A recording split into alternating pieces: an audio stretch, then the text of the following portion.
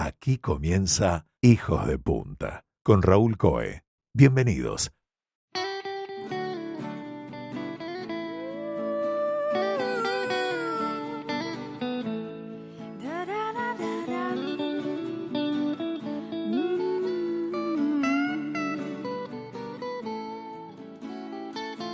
Hoy, en Hijos de Punta, vamos a conversar con uno de los expertos más destacados de nuestra región en los temas del mundo del trabajo y de las organizaciones. Él tiene una mirada muy sensible sobre estos temas, poniendo el foco especialmente en las relaciones humanas que suceden en el mundo del trabajo.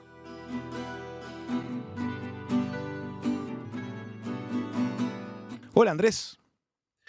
Hola Raúl, ¿cómo va? Muy bien, feliz de que estés en el programa. Muchas gracias. Andrés es el profesor Andrés Hatun. Él se formó en Inglaterra, en la Warwick Business School.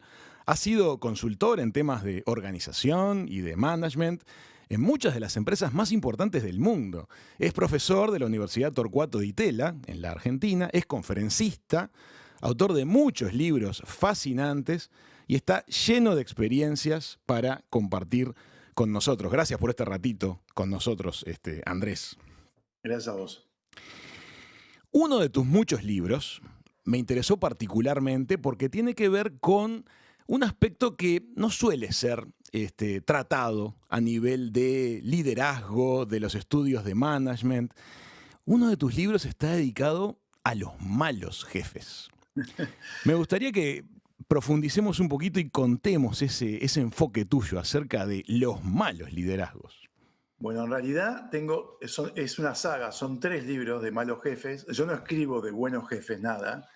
Hay mucho escrito sobre cómo ser bueno, y es una estupidez me parece, pero cómo develar la cara B de la gente, de decir qué pasa con el líder malo, es interesante. Y ahí hay 3 libros, uno es El Antilíder, otro es Infierno, y el último que acabo de sacar es una novela de management, es ficción, y tiene una cajita de herramientas al final que se llama Desactivar la bomba, una historia de líderes peligrosos.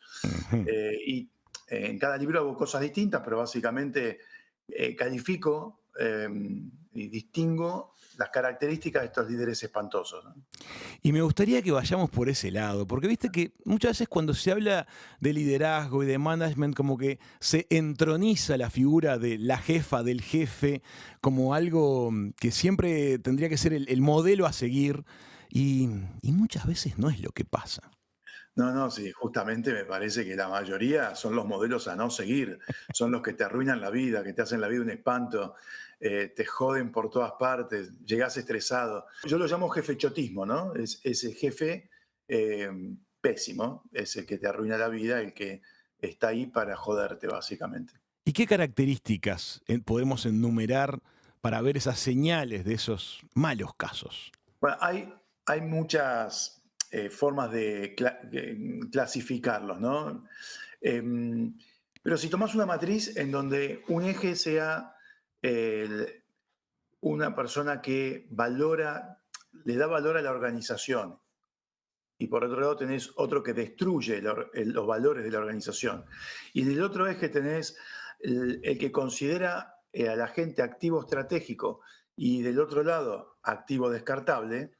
El jefechotismo es el que destruye la organización y considera a la persona activo descartable. Es la peor calaña y tienen 3 dimensiones. El narcisismo, la psicopatía y la característica de ser líderes abrasivos. Entonces, cuando combinás las 3, tenés el infierno delante tuyo.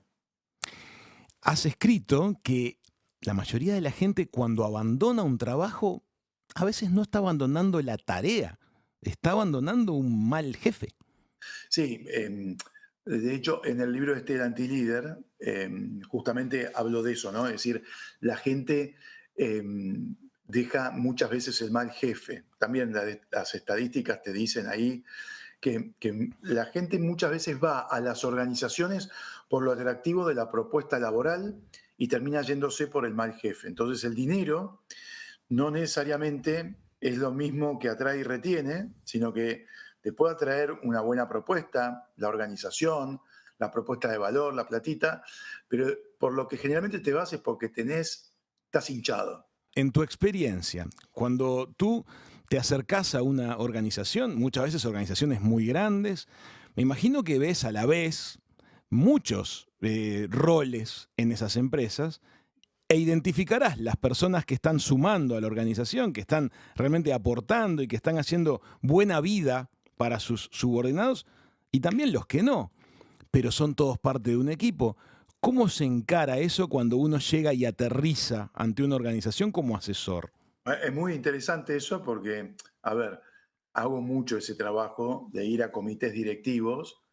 La peor situación es que cuando el que te contrata, el CEO de la compañía, es el problema. Claro, ¿Sí? pasa, Porque puede pasar. ahí, después de hacer un diagnóstico, tenés que decirle, flaco, Sos por lo que vos. fuera, el problema sos vos. Entonces, o te vas o cambiás.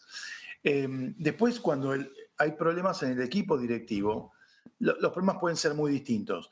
Pueden ser por ineficiencia, porque hay gente que ya no está para la tarea, pero hay problemas también porque muchas organizaciones, por alguna razón, trabajan en silos.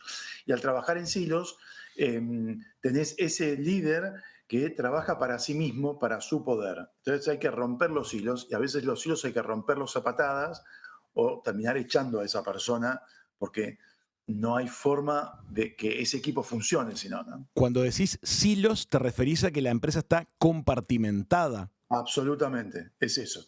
Cada uno trabaja para su área, pero la fusión y la colaboración no existe. Y eso es un poco el arte del asunto, ¿no? Esas empresas que funcionan bien y que logran cosas que otras no, suele ser en base a a la comunicación de sus ramas. Sí, pero increíblemente vos sabés que a veces voy a empresas que tienen un nombre maravilloso, son reconocidas, y cuando ves cómo funcionan adentro decís, no entiendo cómo sobrevivieron, Mira, ¿viste? Entonces ahí la respuesta la tenés que buscar porque, bueno, han tenido una serie de productos interesantes, importantes. Hay un rezago, viven del rezago, digamos, de lo que va quedando, o han tenido un momento donde vieron estratégicamente cómo era el tema, pero no le dan con el equipo directivo. Y eso a la larga es básicamente un llamado a la muerte de esa organización, ¿no? Hay cuestión de tiempo nada más. yo tomé contacto con tus libros en un posgrado de gestión y una cosa que me llamó la atención, me hizo pensar mucho, es estos casos de los líderes malos, de la gente que no enriquece la vida de sus grupos de trabajo, que se dedica a verticalizar, a actuar de mala forma. Ha ido cambiando con los años el nivel de resistencia al daño. Es Sí. decir, siento que tal vez la generación de nuestros papás tenían como más resistencia a las heridas, al sufrimiento, que la que se ve hoy. Ahora la gente no parece estar muy dispuesta a soportar mucho tiempo malos liderazgos, ¿no? Sí, es así, es totalmente. Las nuevas generaciones, a partir de los millennials y ahora la nueva generación Z, son personas, no lo soportan. Es decir, vos vas a un chico y decís, "No, mal jefe", se van.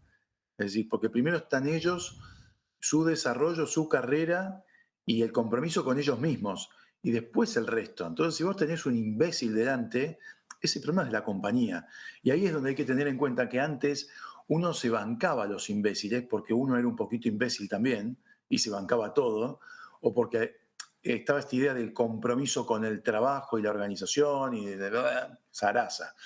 Pero sobre todo después de la pandemia hubo un cambio muy radical en esto del jefe que controlaba en la oficina tuvo que cambiar a un jefe que confiaba a la distancia. Ese paradigma, ese cambio, no fue posible para todos, por lo cual hay algo diferente, más la nueva generación. Pensá que la nueva generación Z empieza a trabajar en el momento de la pandemia. Ujú. Entonces ya tienen un chip completamente distinto. Estos chicos van a una entrevista laboral y te preguntan, ¿cuánto voy a ganar? Flexibilidad, ¿de dónde voy a trabajar? ¿Cuántos días tengo que ir a la oficina? Plata. Y si te agarra un generación X, de mi edad, decís, ah, mira, mi amor, qué lindo. Eh, entonces hay que ver que las cosas cambiaron. Y ahí es donde las compañías tienen que darse cuenta de que la gente cambió, la situación cambió. hubo una vuelta a la escala de valores post pandemia, donde el bienestar personal se pone por sobre el resto, debido a que estuvimos confrontando la muerte todos, básicamente. Por lo que es muy importante a quién promocionás para roles de liderazgo, ¿no? Y creo que esto nos lleva a un buen escenario, porque justo te iba a preguntar, las nuevas generaciones, cuando tienen roles de toma de decisión, cuando ya van llegando a puestos de alta gerencia, ¿cómo se desempeñan? ¿La sensibilidad funciona bien para esos Bueno, roles? las Zetas son muy jóvenes todavía. El más grande de la Z tiene 26 años, o sea, Ujú. no tienen roles de jefes. Y por otro lado, las generaciones maduran. Pensá que los hippies de los 60 son los baby boomers de hoy. O sea, Claro. hay cambios, evidentemente. Vienen todos muy revolucionados, pero con la edad, viste, te achanchás un poquito y querés tomar el té. De hecho, esto es té, no es whisky, ¿eh? Sí, Te sí. aviso, por Sí. la duda. Para los que nos están escuchando, Andrés, mientras nos cuenta con nosotros, tiene una jarra de alguna bebida espirituosa. Creemos que es un té. Espirituosa. Entonces, hay diferencias generacionales, hay diferencias en estos temas de liderazgo que creo que hay que empezar a mirar, porque si no vas a tener mucho más rotación. Ujú. La vez pasada conversábamos con una socióloga y ponía ella sobre la mesa el tema de la gestión de los papás, de las mamás actuales, que ponen en duda el concepto del no, del límite, y a la vez esa delicada tensión con el manejo del no. Te pregunto en el ámbito laboral, ¿hay algo de eso también? ¿Se está revisando en el mundo laboral de alta gerencia el manejo del no? Bueno, es un buen tema ese. Ese manejo del no aparece con los millennials en algo que se llama los padres helicópteros, ¿sí? Y estos padres helicópteros se convirtieron en un ventilador después, básicamente. Fueron como mutando de forma. ¿Por qué se llamaban helicópteros? El padre helicóptero es un concepto que describió Ronald Alsop en un libro que habla de la generación millennial. Yo tuve oportunidad de entrevistarlo. Son esos padres que van girando alrededor de sus hijos para ver qué necesitan, que no sufran, que tengan todo lo que, ¿entendés? Porque ellos sufrieron Ujú. justamente, pues son hijos de los padres que en la década del 80 se quedaron sin trabajo, dieron todo por la organización y recibieron despidos. Entonces, estos no querían que sus hijos millennials sufran. Entonces, ¿qué pasa? Terminás sacando idiotas al mercado después, ¿entendés? Gente muy hipersensible, hiper que, ay, guarda que no lo toquen al pibito, a la Sobreprotegida, pibita. digamos. ¿Cómo? Sobreprotegida. Sobreprotegida. Eso con la generación Z sigue, pero son padres ventiladores, están pegados al lado tuyo. ¿Viste? Una Ajá. cosa Ahí ves la es terrible. diferenciación. Pasa que los chicos vienen también con otra cosa, vienen para poner el legado positivo a la gente joven, tienen un conocimiento tecnológico, tienen unas formas de querer hacer, que eso es muy positivo para todos, ¿no? Sobre todo para los más grandes como nosotros, Ujú. que podemos aprovechar de los beneficios que ellos consiguen que nosotros nunca conseguimos. ¿Sí? Sí, y escalas de Eh, valores muy interesantes a veces. ¿Cómo? Escalas de valores muy interesantes. Sí, bueno, no sé si interesantes, pero distintas. Ujú. Terminan siendo Distintas. interesantes, pero son muy distintas porque proponen el bienestar de ellos por sobre todas las cosas. Es un poco egoísta, pero la verdad es efectivo a la hora de decir, che, quiero vivir bien, y bueno, si lo lográs, felicitaciones. Ujú. Sí, es interesante a nivel de logros que se van viendo, se van observando, en cuanto sobre todo a las negociaciones de condiciones laborales, que sin duda, tal vez unos años atrás eran difíciles de lograr y sobre todo de poner sobre la mesa, de plantear.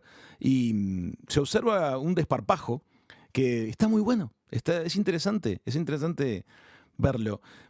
Me gustaría tu Bueno, opinión. eso te digo, eso empezó con los millennials y se potencia con esta generación, ¿no?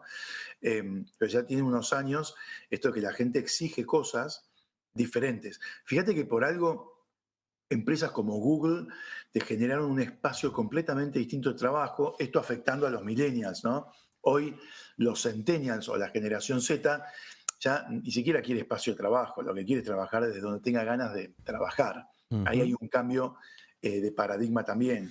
Entonces, el tema es que la compañía se banque eso, porque muchas compañías post pandemia dijeron, bueno, ahora todos de vuelta a la oficina. Y Sí. la gente no quiere eso. Entonces, lidiar con esas organizaciones prehistóricas y paquidérmicas no es fácil. Y no hablo de empresas argentinas solamente, te digo, Goldman Sachs, por ejemplo, el jefe de Goldman Sachs, el banco este de inversión de Estados Unidos, dijo que el trabajo en la casa era aberrante. Y de otro banco dijeron, si una persona puede ir a comer a un restaurante en Nueva York, tiene que volver a la oficina. ¿Qué pasó? La gente empezó a irse de esos bancos porque otras organizaciones bancarias empezaron a ofrecer más flexibilidad, tuvieron que retrotraer y pedir disculpas porque se le iba el talento. Y al talento hay que cuidarlo.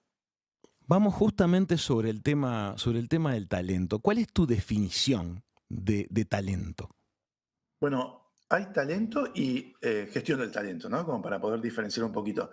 El talento se refiere a una habilidad que uno posee, que puede ser es una competencia que vas puliendo con el tiempo. ¿Sí? El talento se puede pulir, se puede ir generando. Hay talento innato y hay talento que se va generando, para no ser tan determinista. Y la gestión del talento es la capacidad que tiene una organización para atraer, desarrollar y retener a su gente. ¿Dónde hay talento en una organización? En todos los lugares hay talento. A Hay que ver. poder mirarlo, hay que poder verlo. El talento no está en arriba solamente, el talento está disperso en la organización y es ahí donde tenemos que tratar de encontrar, a ver dónde están esas perlitas, para poder rescatarlas, para poder desarrollarlas y que nos agreguen valor. Hoy, por suerte, la tecnología te ayuda mucho a poder hacer eso, ¿no? Es decir, cuando, por ejemplo, Globan tiene un sistema que se llama Start Me Up, que te permite ir evaluando a la gente. Todos evalúan a todos y se genera por medio de inteligencia artificial, ¿no? Vas viendo cómo son las redes de las distintas personas y tal vez te encontrás una persona que está en cuarto, quinto nivel, que tiene una network muy aceitada y tenés que entender por qué es así, qué características tiene esa gente. Pero la tecnología hoy también potencia y ayuda a descubrir ese talento. ¿Qué sería una network bien aceitada? Y que te moves a lo largo de las distintas áreas. No te Ujú. quedas en tu área solamente a hacer el trabajo, sino que generás un sistema colaborativo, rompes los hilos, la gente te tiene de referente. Eso es fundamental para poder ser visto de alguna forma, ¿no? Sobre todo cuando estás muy abajo. Hay una expresión que siempre me gustó mucho que dice, no hay cosa por pequeña que sea que no merezca que se la haga bien.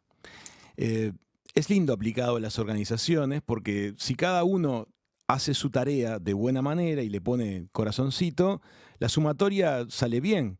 Tú además estás hablando de que igual de importante es también hacer y conectar dentro de la organización. Absolutamente. Y eso es un tema, vos sacaste algo muy importante, porque muchas compañías, perdón, mucha gente dice, yo hago mi laburo Ujú. y listo. Cuando tenés esa concepción, no te va a ver nadie. Yo hago mi laburo, Entonces, no es para el mundo actual. no, vos es saltar las barreras de las áreas, es lo que te permite a vos ser conocido y reconocido, justamente. Primero haces tu trabajo bien y después, digamos, podés colaborar con otros y eso está muy bien visto. Otra frase, hablando de disparadores de conceptos, que lamentablemente a veces la escucho muy seguido y con la que me siento horrible, me interesa tu punto de vista, es que se hagan cargo. Una expresión que está muy en boga, que se hagan cargo. Tiene una connotación que yo al menos no disfruto, que es la ajenidad respecto del problema que está en cuestión. Exacto. ¿Cómo la Vos sentís vos? fíjate, vos fíjate, eso es cuando no funcionan bien las cosas en las empresas o cuando las estructuras no están bien pensadas porque hay overlapping de posiciones. Entonces, también no es solamente culpa de la gente, puede ser que la estructura es un desastre y entonces se repiten tareas y se echan culpa. Entonces hay que revisar un poquito cómo estamos organizados para que la gente pueda hacer bien su trabajo. Y después de asegurarnos, mira, vos podés tener las mejores prácticas de recursos humanos, contratar el mejor sistema de compensación, la evaluación, pero si vos contratás estúpidos, vas a tener estúpidos que pasan por buenos sistemas de recursos humanos, lo cual te sirve para nada. Por lo cual, seleccionar bien la gente que es adecuada para tu empresa es la clave, ¿sí? Vos sabés que aquí en Uruguay tenemos una enorme cantidad de pequeñas y medianas empresas. El grueso de la actividad económica del país no está compuesto por gigantescas empresas, sino por la sumatoria de muchísimas pequeñas y medianas. Esas empresas, a la hora de salir a buscar equipos de trabajo y conformar equipos de trabajo, tratan de hacerlo como pueden, de la mejor forma que les es posible.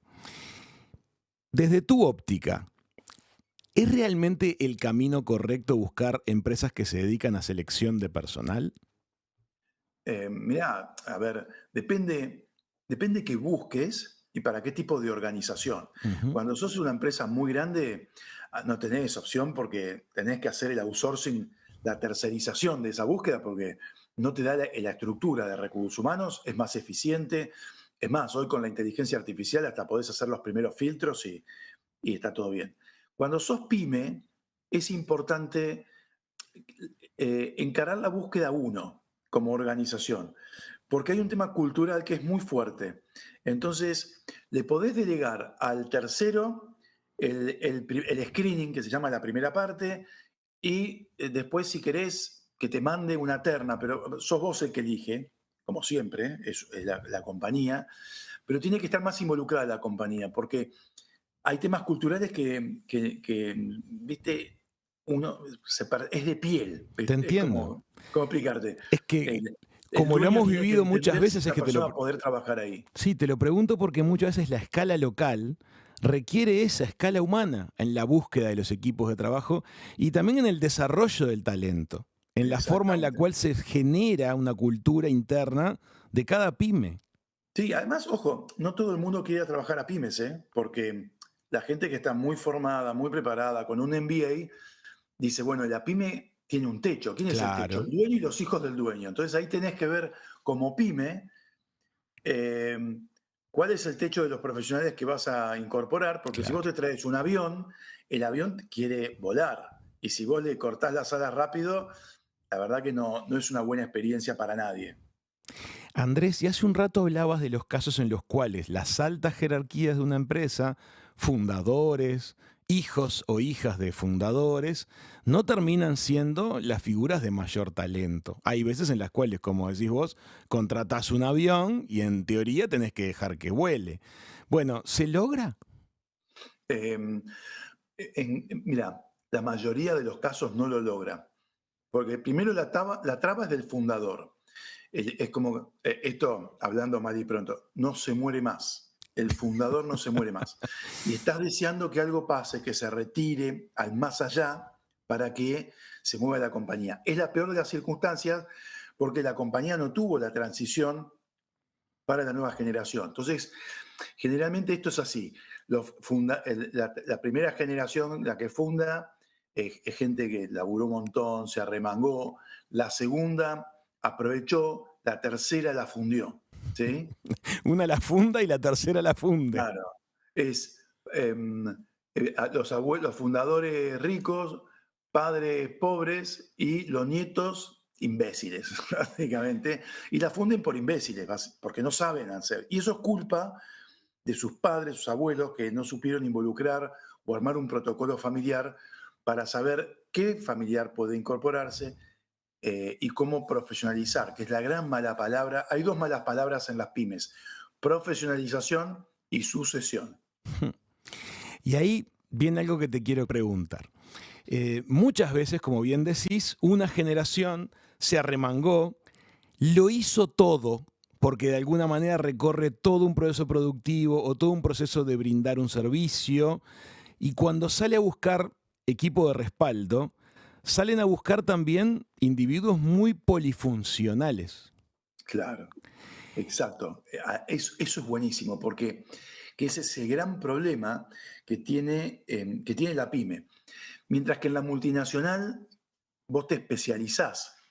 y haces reporting y haces un montón de cosas con nombres en inglés que son divinos, pero que es de especialización. Ujú. En la pyme, vos haces de todo. Sos multitasking, Sí. multifacético, o como lo quieras llamar. Y ahí es donde hay que tener en cuenta, si uno es muy joven, empezar en una pyme te abre de tal forma, no te especializa. Entonces, si vos después te querés ir de la pyme, es un problema. Si vos hiciste una carrera, un MBA, empezá primero en una corpo, aprende las herramientas y más adelante la pyme es un buen hogar para vos o armar tu propia empresa, ¿no es cierto? La pyme no es para cualquiera, son difíciles porque tenés al dueño que te está soplando la oreja todo el tiempo y eso puede ser un dolor de garganta importante. Y otro tema también es la transferencia generacional, asumiendo que en realidad tenés buen liderazgo de base y buena generación siguiente, como decís vos, hay veces en las cuales cuesta ceder el lugar, ¿no? Esas sucesiones son muy difíciles, por eso mi recomendación acá es preparar bien la sucesión, prepararla con tiempo, armando protocolos, que los dueños sepan cuál es el mejor momento para irse, porque el 90% de las pymes o de las empresas desaparecen en la segunda generación, o algunos dicen el 70% desaparece en la primera, o sea, te queda muy poquito Ujú. de eso. ¿Y por qué? ¿Porque es un mal negocio? No, probablemente la génesis del problema es porque no supieron preparar a la generación siguiente, ¿sí? Entonces tenés hijos que se creen que son dioses del Olimpo porque manejan la pyme de papá o mamá y son trabas para el crecimiento de la gente buena y ahí se te va todo al garete básicamente. Y cuando ustedes como asesores los contactan en ese tipo de situaciones, pues imagino que tampoco es que los llaman con antelación, los llaman cuando ya está la sirena sonando. Siempre, por supuesto. Bueno, Eso. ¿y, y cómo se navegan esas aguas turbulentas? Porque uno llega, me imagino que las reuniones se tiran con los cuadernos por la cabeza a Sí, veces. es difícil porque no hay autoconocimiento de que el problema son ellos. En las pymes, siempre que está el tema de sucesión y todo eso, el problema es el fundador, los hijos inútiles, los nietos salames, ¿viste? Siempre, siempre pasa por ahí. Entonces, o le haces ver eso, y después ver el camino de la profesionalización, que significa una reestructuración para que puedan entrar profesionales, que no siempre es posible. ¿Viste? Ese es el problema. No siempre es posible porque a veces el tamaño de la empresa no termina sosteniéndolo. No es espacio fértil como para atraer gente de buena capacitación, de empuje. Puede ser de que no tenga la posibilidad económica de traer la gente que tiene que traer, pero también puede ser que no están dadas las condiciones familiares para que las traiga. Porque la persona con vuelo, como decíamos antes, se va a encontrar con trabas para crecer rápidamente o trabas en su proceso de decisorio. Y la verdad que si te van a decir que no a todo, primero te van a mentir, te van a decir, no, te contratamos para que hagas todo lo que quieras y después no vas a poder hacer nada. Ujú. Y eso hay que tenerlo en cuenta. Quería conversar contigo de un tema que me da mucha curiosidad. En nuestra región siempre hay una dicotomía, una tensión, cuando se habla de los empleados que vienen del mundo del ámbito privado y los que vienen del ámbito público. De todas formas, y ahí viene la pregunta, pareciera que a veces la gente que viene de la órbita pública es cuestionada en cuanto a su eficiencia, en cuanto a su productividad, pero también parecen que hicieran una vida más grata. La pregunta es, ¿no deberíamos hacer que el ámbito privado intentara ser cada vez más grato?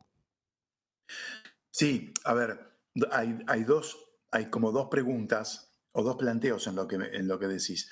Una es la diferencia entre el trabajo en lo público y lo privado. Ujú. Hacer carrera en lo público, el privado te va a mirar diciendo, decime, ¿qué me vas a ofrecer? Porque el ámbito público es como un ámbito eh, cuestionado hasta por vagancia, si querés. Lo ¿Viste? entiendo, lo entiendo. Eso, sin herir susceptibilidades de nadie, pero si vos hiciste carrera toda la vida en el sector público, probablemente tus ritmos sean distintos y hay que ver qué valor agregado le podés dar. Obvio que si vos estás preparado en analytics o inteligencia artificial, machine learning, vas a estar en cualquier lado. No interesa si estás en lo público o lo privado, vas a tener trabajo. Pero hay mucha gente del sistema público que tiene ineficiencias notables. El ámbito privado es distinto porque tiene algo diferente al público. El ámbito privado necesita ganar plata. Y cuando vos querés ganar plata, hay alguien atrás, llamarlo accionistas o algún tipo de stakeholder, que está buscando esa rentabilidad. Y la presión viene por ahí. Lo entiendo. Entonces, aparece más presión, aparece más competencia, aparecen más desafíos en el ámbito privado tal vez que en el ámbito público, dependiendo de los roles que sea del espacio público, pero voy a la calidad de vida de quienes trabajan. ¿No te da la sensación de que tal vez debiéramos poner el acento en la calidad de vida de los equipos de trabajo? Sí, pero no lo compararía con lo público entonces, ¿eh? A Es decir, ver. yo hablaría de calidad de vida, porque lo público capaz que hay alguien que, viste, no sé, podés estar sufriendo porque hay un estúpido de arriba tuyo, un político que no tiene idea, Ujú. y eso tampoco es calidad. Sí, y de hecho esas ideas post pandemia empezaron a aparecer. Si vos ves, por ejemplo, el diario La Nación acá en Buenos Aires, ya tiene una sección de bienestar, eso es post pandemia, porque la gente empezó a pensar en eso, las nuevas generaciones. ¿Viste este Robin Sharma, el club de las 5 de la mañana? Sí. Las nuevas generaciones están tomando mucho ese ejemplo de levantarse temprano, mirarte a vos, generar ese espacio de autoconocimiento y bienestar antes de salir, a ver a qué hora son las reuniones, elegir quién va a ser tu jefe, todo eso. Eso está cambiando, pero son cambios que van de a poco. Lo que hay que sacar es al jefechotismo de encima, eso lleva mucho más tiempo. En uno de tus libros, Fragmentados, hablas acerca de las relaciones humanas dentro del mundo del trabajo, pero también de cómo nos ha impactado en la calidad de vida. Me ¿Sí? gustaría que expongas un poquito tus ideas Bueno, respecto de eso. el libro el título es Fragmentados y la bajada es Breve historia de cómo el trabajo nos arruinó la vida. Ahí tenés mi opinión. El trabajo, que es tan lindo cuando uno disfruta hacer lo que le gusta, también puede arruinarte la vida. Porque pensá, años atrás, cuando yo empecé a trabajar, vos tenías que ir sí o sí a la oficina, de 9 a 18, o con suerte, ¿no? Si no es más tiempo. Después apareció Internet, aparecieron los celulares, apareció WhatsApp y tu vida dejó de ser vida, porque no te desconectás nunca más. Cuando yo era chico, mi papá cerraba el negocio un mes y nos íbamos a la costa. Ujú. Eso dejó de existir. Vos te levantás en vacaciones y seguís conectado laburando. Entonces, es como, hay un tema de calidad de vida que se fue perdiendo y no hace 200 años. Estoy hablando de los últimos 40 años que el deterioro fue constante. Ujú. Mientras más tecnología que nos arregla la vida por un lado, nos las revienta a nivel laboral por otro. ¿Sí?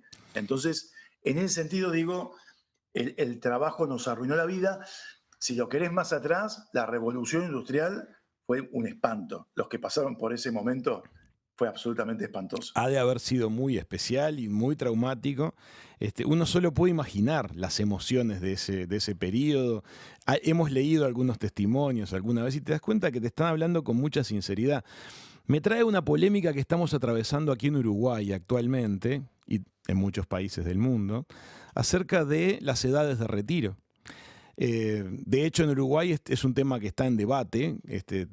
Vamos a terminar seguramente teniendo un plebiscito en los próximos meses relativos a ese tema. Y están las dos bibliotecas. El sistema previsional tal como está no es viable, la natalidad está por el piso, la calidad de vida hace que vivamos más años, debiéramos retirarnos más tarde. Y eso tiene una lógica.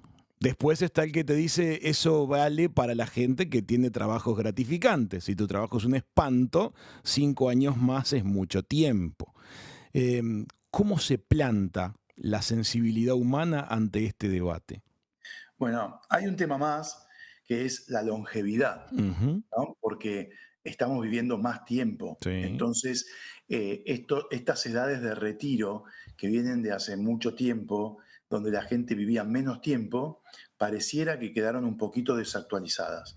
Por otra parte, acá yo creo que conviven una dicotomía que es quiero tener más calidad de vida y poder disfrutar la vida en algún momento y no morirme en el trabajo. Y por otro lado, ¿por qué no poder trabajar hasta donde uno quiere trabajar en vez de que haya una edad obligatoria de retiro? Nosotros queremos que la gente tenga una edad de retiro, queremos que las cosas se hagan así, hay poca flexibilidad, por lo cual si vos pudieras retirarte pero seguir trabajando unas horas y eso no es un problema para el sistema, ¿cuál es el problema? A mí me gusta, uno flashea con la idea de retirarse más joven, ¿no? Para poder hacer cosas. Pero pensá, ¿no te vas a aburrir?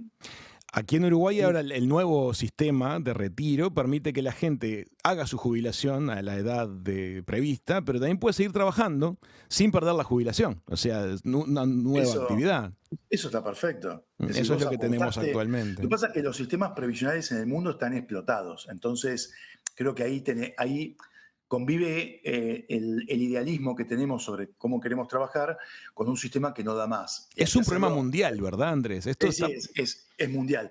Es peor en países emergentes como la Argentina, donde se ha usado el sistema previsional para financiar a los políticos, que en otros más serios, como en Europa, donde se hacen las cosas un poquito mejor. Sí, pero también ves unas protestas enormes en los países europeos sobre este mismo tema. O sea, se ve que la cosa no tiene mucha salida fácil. No hay salida. Vos fíjate que en Francia quisieron bajar la edad, después la quieren subir y los franceses que les encanta protestar, ¿viste? Te incendian todos los edificios. Uh-huh. Es un tema que hace tiempo que nos da interés aquí en el programa, porque también tiene que ver con algo que pasó en la pospandemia y también durante la pandemia, que fue cómo la gente en distintos momentos de su vida, ante un cimbronazo como era la pandemia, exploraba nuevos caminos y nuevas vocaciones y nuevas actividades y descubría que de repente había otro talento que le hacía más feliz que el que hasta ese momento venía explotando. Bueno, vos fíjate, hay una película francesa que tiene varios años que se llama Recursos Humanos, Uh-huh. en donde el padre del protagonista, este es un personaje más secundario, tiene un hobby que es ser carpintero, pero su trabajo es un embole, Sí. hace siempre lo mismo, en una máquina espantosa, y a él le encanta esto de la carpintería.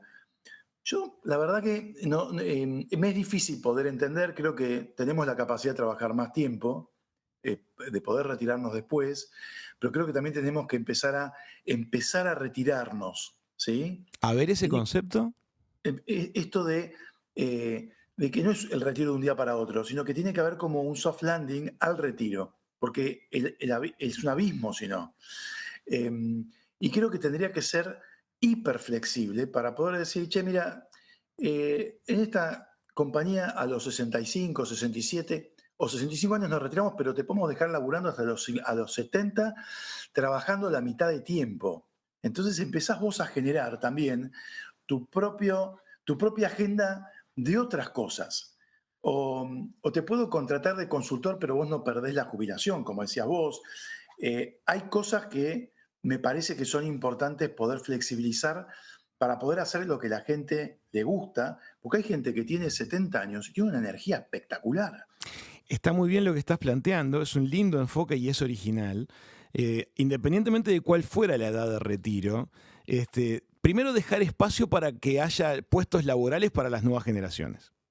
Exacto. Segundo, que se pueda transmitir a las nuevas generaciones la cuota de experiencia, de vivencias recorridas, en forma, digamos, horizontal, que exista esa comunicación, que no se pierda, porque es parte de la cultura de la empresa también. Bueno, es clave eso, ¿no? Porque la cultura se transmite y los valores con otras personas.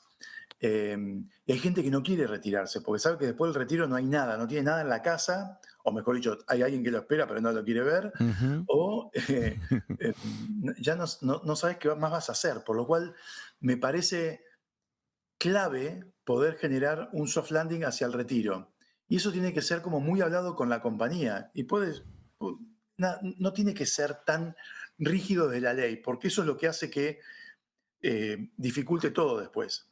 Es interesante ese concepto para ver cómo se podría estudiar una aplicación para que funcione a nivel legal ese aterrizaje suave en el proceso de un retiro. También para quien lo va viviendo, Porque me imagino que Sí. pasar de un mundo de actividad al retiro no debe ser para todos.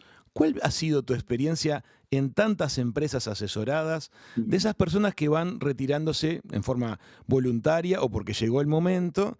¿Cómo es Mirá, jubilarse? lo que vi, sobre todo en empresas familiares, gente que todavía tiene una parva de años y no se van porque son de confianza de los dueños, porque hace mucho que están, pero son bloqueadores de otras generaciones también. Y Claro. porque esa gente va a su casa y se va a secar. Entonces, es un poco todo, ¿no? Es un poco poder ver lo que le pasa al joven que quiere crecer, pero también a la persona que tiene para poder ofrecer algo de su tiempo, pero tal vez no en la estructura de la organización bloqueando, sino desde un costado. Y hay que generar esa flexibilidad. Yo creo Entiendo. que es lo que tiene que ir cambiando con el tiempo, porque el sistema previsional no va a alcanzar para nadie. He observado en gente mayor que se retira de determinados trabajos y que luego se brinda de alguna manera a su comunidad, a la de su preferencia, distintos tipos de comunidad, algunas de vecinos, algunas que comparten un interés, un hobby, una religión. Y ahí aparece mucha gratificación. Pareciera que también aparece un espacio en el cual lo que nos gratifica a veces no es la remuneración económica, sino que es el compartir con otros. Bueno, pero ahí depende de cada uno. ¿Viste? La gente es muy distinta. Entonces, y además la edad, lo que te gratifica a los 20 no es lo mismo que te gratifica a los 60 o 70. Claro. Por lo cual, mucha gente se vuelca al trabajo social, ¿no? Le decimos así, trabajo social, eh, post-trabajo. Pero como te digo, no es algo, hay que darle el tiempo a esa persona para empezar a planificar ese retiro. Porque el retiro de un día para otro es como, puff. Vos fíjate, en las escuelas, los maestros tienen, acá en Argentina, se tienen que retirar a cierta edad y se los jubila directamente. Y vos decís, pero qué picardía, esta persona podría estar más tiempo en el aula ofreciendo un montón, porque hay profesores o maestros que son espectaculares, pero legalmente tienen que terminar su relación laboral. Y a mí me parece mal. Ujú. Como otros dirán, gracias, estoy harto de ver a los chicos de la escuela. Otros dirán, la verdad que me quedaría con un curso una vez por semana y lo hacen perfecto, ¿entendés? Eh, pero bueno, No, también lo, eso, lo planteo porque me imagino que las empresas que tienen difícil el retiro de ciertas personas, porque la persona no se quiere ir, por distintos factores, no resulta fácil hacer un cambio. Hay veces en las cuales proponer este tipo de nuevas actividades, nuevos roles, con menor presión de horario, con menor carga de responsabilidad, también es enriquecedor para las dos partes. Puede llegar a funcionar. puede Se llegar, pero necesita un híbrido, ¿no? fíjate que esto tiene el sistema anglosajón de retiro, que vos pagás tu retiro a nivel privado, como Chile con la AFP. Ujú. Nosotros tuvimos la FJP que después fueron nacionalizadas. Eh, el problema es el sistema de retiro estatal, que es el que está colapsado. Si nosotros tuviéramos un sistema flexible tipo Inglaterra, donde la gente, el mercado laboral es muy fluido, y vos pagás tu propio retiro, tendría que, ojo, obligatorio para el empleador aportar al retiro que vos quieras, tal vez es más fácil porque vos decís, bueno, cuando tengo el paquete que quiero, ya me retiro y listo. Y a cierta edad la empresa puede pedirte que ya te retires también. Pero hay que buscar esa cosa flexible que hoy no existe. Y por eso es un tema mundial, ¿eh? Entiendo lo que decís. También es un tema de debate actualmente en el Uruguay acerca de los fondos de retiro. Se ve que los países son cada vez más parecidos en cuanto a los problemas que enfrentan. Me gustaría que, para ir cerrando, nos cuentes un poquito esta experiencia tan rica que has desarrollado a lo largo de tanto tiempo, de acercarte a las empresas de distinta escala en base al juego. A ver, ¿por qué te referís al juego? ¿Por las cosas que yo hago en clase, A básicamente? las estructuras de juego que Claro, propones en claro, tus claro. clases. Mirá, esto lo vi, yo hice mi doctorado en Inglaterra, estuve 5 años, casi 5 años viviendo allá, y empecé a notar, obvio con internet, con toda la tecnología que te dejaba te podía dejar atrás. Digo, ¿cómo te adaptás a ese adulto? Yo enseño a adultos, doy clases en el MBA y el Executive MBA. Entonces, lo que traté de ver es el tema de cómo aprende el adulto, entender cómo aprende el adulto. Y lo que intento generar en las sesiones de training o las clases es generar atención y tensión. ¿Sí? Atención y tensión, mirá. Atención y tensión. ¿Cómo generas atención con tensión? Porque hoy, pensá que cuando yo empecé a dar clase, algunos tenían computadora. ¿No? O sea, yo hace 29 años que doy clase. Correcto. Y hoy, cada vez fuiste con la vista más abajo. Después te apareció el teléfono celular, después el iPad, y siempre vas para abajo. Entonces, mantener esa atención a la persona que te está hablando requiere que vos cambies la pauta pedagógica, que vos le entres por los sentidos a la persona, y eso no es fácil.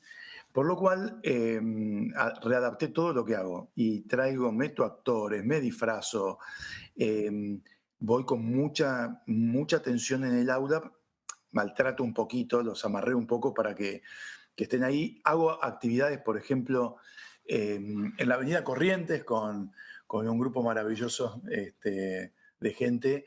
Los llevo a la Avenida Corrientes a trabajar con el público que está, la gente, el peatón que está ahí, que no los conoce. Así que hago bastantes cosas. La gente lo valora mucho porque los lleva a un lugar más incómodo, pero muy relevante en la vida directiva, que es, la vida directiva es incertidumbre, es incomodidad, y esto nos va a pasar. Va a pasar. Y aparte se recuerda, porque se graba muy fuerte lo que se vive en esas actividades. Creo que al principio me insultan, después me recuerdan con cariño, ¿sí? Seguro que sí. Andrés, te quiero agradecer mucho este ratito que has compartido aquí con Hijos de Punta. Me encanta el nombre Hijos de Punta, me da ganas de decirle cualquier cosa e insultarlos también. Muchas gracias. A vos. Amigas, amigos, Andrés Hatun, uno de los expertos de nuestra región en el mundo del trabajo, en el mundo de las organizaciones, ha compartido un poquito de sus experiencias aquí en Hijos de Punta.